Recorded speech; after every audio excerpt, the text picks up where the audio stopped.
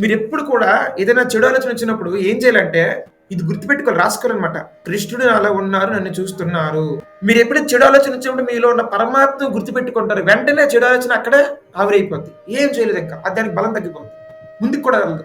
చెడు ఆలోచన పని కింద మారే లోపల కృష్ణ ఉన్నారు, కృష్ణ ఈ ఆలోచన ఇస్తుంది, మీరు నాకు ఉన్నారు, కాపాడండి అని వెంటనే మీరు ప్రేయర్ గాని చేశారంటే, మీ లోపల ఉన్న కృష్ణుని గుర్తుపెట్టుకున్నారంటే ఇంకా లైఫ్ లో మాయలో పడే ప్రసక్తే లేదు అసలు. దీన్ని ప్రాక్టీస్ చేయాలి. పరిగెట్టేయడం కాదన్న భక్తిలో ఇన్ని సంవత్సరాలు అన్ని సంవత్సరాలు కాదనమాట. సంవత్సరాలు ఇంపార్టెంట్ కాదనమాట. సరైన ట్రైనింగ్, సరైన సాధన, సరిగ్గా ప్రాక్టీస్ అనమాట. మీరందరూ ఏం చేయాలి, నాలో కృష్ణ ఉన్నారు, కృష్ణ ఎవరు మనం వర్ణిస్తాం కదా, నాలో కృష్ణ ఉన్నారు, నేను ఏం చేస్తున్నా అన్నీ అది తెలుసు. చెడు కళ్ళ ముందు కనిపించిన మరుక్షణమే కృష్ణుడికి దగ్గరికి వచ్చేయాలా. దొంగ వచ్చినప్పుడు ఆడపిల్ల పరిగెట్టెళ్ళి తన భర్త దగ్గర క్షేమంగా తీసుకున్నట్టు, చిన్నపిల్ల వాళ్ళ నాన్న దగ్గర పరిగెట్టినట్టు, ఈ మాయ అనే దొంగ ఆలోచన వచ్చినప్పుడు మనలోనే ఉంటది. వెంటనే మీరు పరిగెట్టడం నేర్చుకోకపోతే ఎలా చూపిస్తుంది 5 స్టార్, రా రా రా రా.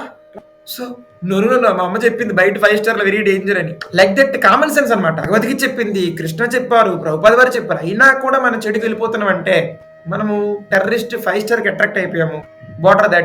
బార్డర్ దాటేసరికి కొంచెం చంపేస్తారు. ఒక భార్య భర్తలు ఉన్నారు, పొద్దు నుంచి రాత్రి వరకు రకరకాల పనులు చేసుకుంటారు, నిద్రపోతారు, తింటారు, ఏదైనా మనస్పర్ధలు వస్తే ఏదైనా అలుగుతారు, మళ్ళీ నెక్స్ట్ రోజు అదే.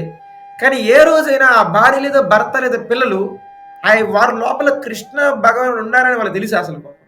అది ఇప్పుడే ఆలోచించారు, కృష్ణుడు ఉన్నారని లోపల.